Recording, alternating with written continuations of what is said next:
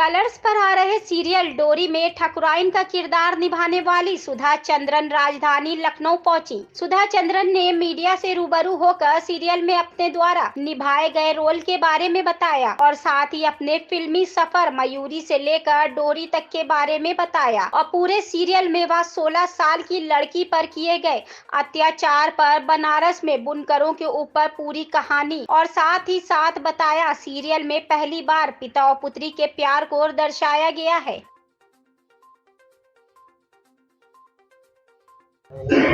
बहुत लंबा सफ़र रहा है।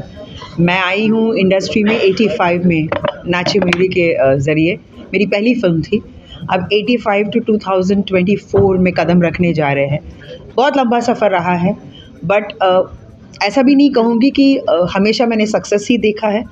काफ़ी फेलियर्स भी मैंने देखे। 7 साल बिना काम के मैं घर में बैठी रही, बट इस उम्मीद के साथ कि हमारा भी वक्त आएगा। वो वक्त आया भी टेलीविज़न के ज़रिए, टेलीविज़न के माध्यम से, क्योंकि जब हमारे पास काम नहीं था तब कहीं किसी रोज़ हमने किया। और रमूला सिकंद आज भी इतने सालों के बाद भी लोग मुझे रमूला सिकंद के नाम से जानते हैं, पहचानते हैं। उसके बाद तो फिर कलर्स टीवी के जो एक ब्रांड फ्रेंचाइजी निकला है नागिन, जिसमें मैं आई और लोगों का दिल मैंने जीत लिया। एंड देन अगेन कलर्स पे डोरी के साथ एक नए किरदार में कैलाशी ठकुराइन बनकर मैं आई हूँ। तो एक काफ़ी लंबा सफ़र रहा है, बट खुशी की बात यह है कि अक्सर लोग नेगेटिव कैरेक्टर्स को पसंद बिल्कुल नहीं करते, बट जब मैंने नेगेटिव किया है, एक ऐसा कैरेक्टर बना है कि people love to hate me. उसे नफ़रत करना उन्हें बेहद पसंद आता है और वो इंतज़ार करते रहते कि कब ये कैरेक्टर किसी के घर में जाकर कलेश मचाएगी या घर को तोड़ेगी।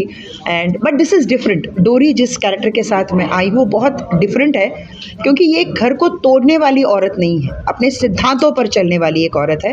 और ऐसा भी नहीं है कि कैलाशी ठकुराइन जैसी औरत हमारे समाज में नहीं है, वो आज भी है।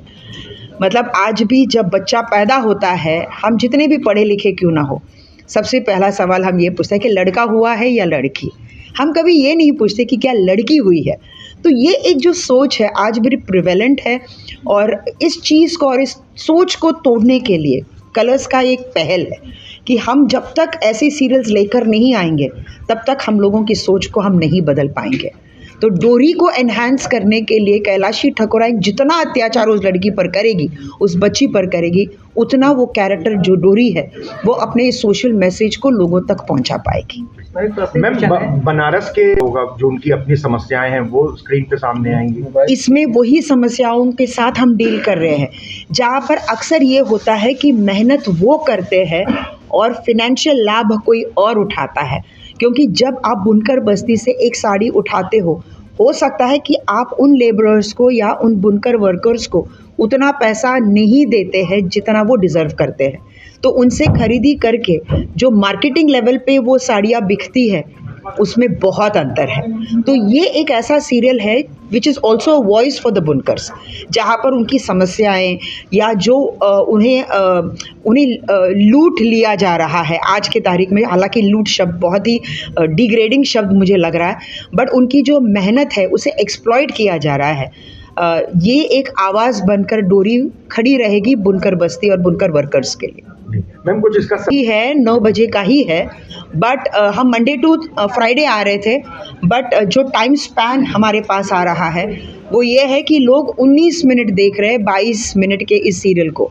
इसका मतलब है कि लोग छोड़कर नहीं जा रहे, क्योंकि आज लोगों के हाथ में रिमोट है।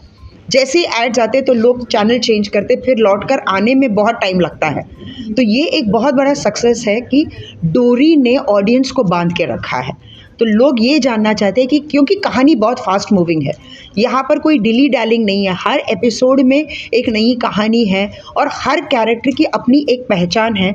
जैसे कि गंगा है, गंगा की अपनी एक कहानी, और पहली बार हम टेलीविज़न में देख रहे हैं, अक्सर देखते हैं कि माँ बेटी की कहानी चलती है, सास बहू की कहानी चलती है, लेकिन यहाँ पहली बार एक पिता और एक बेटी का जो प्यार है, जो एक अनडिफाइंड लव है, वो जो हम कभी एक्सप्रेस नहीं करते। शायद मैं भी अपने पिता से कभी ये नहीं कह पाए कि वो मेरे लिए कितने मायने रखते थे, और उन्होंने मेरी ज़िंदगी में इतना, मतलब जितना भी बदलाव आया है उसमें उनका योगदान कितना था, वो शायद उनके जाने के बाद ही हमने रियलाइज़ किया है। तो ये एक ऐसी कहानी है जो एक पिता और बेटी की बहुत ही खूबसूरत अनकंडीशनल लव जिसे कहते हैं उसका एक जर्नी आप देखेंगे।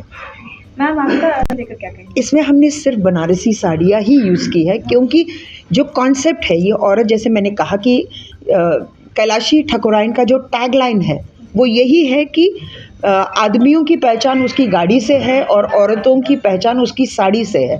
तो वो कभी नहीं चाहती कि उसकी साड़ी पर कीचड़ लगे, इसीलिए जब वो बुनकर बस्ती भी जाती है तो कोई तो एक मजबूरी है जिसकी वजह से वो वहाँ जाती है और उसकी साड़ी पे वो जो कीचड़ है वो लग जाता है, तो जिसकी वजह से is very upset about the whole thing. But अगर हम लुक की बात करें, चूँकि मैं टेलीविज़न करती आ रही हूँ, तो जाहिर सी बात है कि आप रेपिटेटिव नहीं हो सकते, क्योंकि एज अ व्यूअर जब मैं भी देखती हूँ, किसी अपने खुद के किरदार को देखती हूँ, तो मुझे ऐसा लगता है कि बहुत मोनोटोनस लगने लगा है।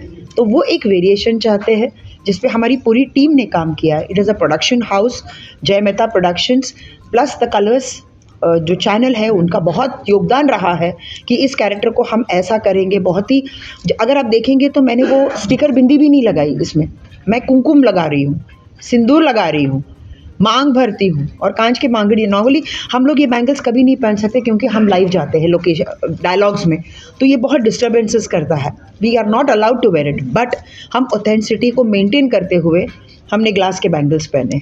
सो पूरा ही हमने बहुत ऑथेंटिक रखा है, नथिंग ओवर द टॉप।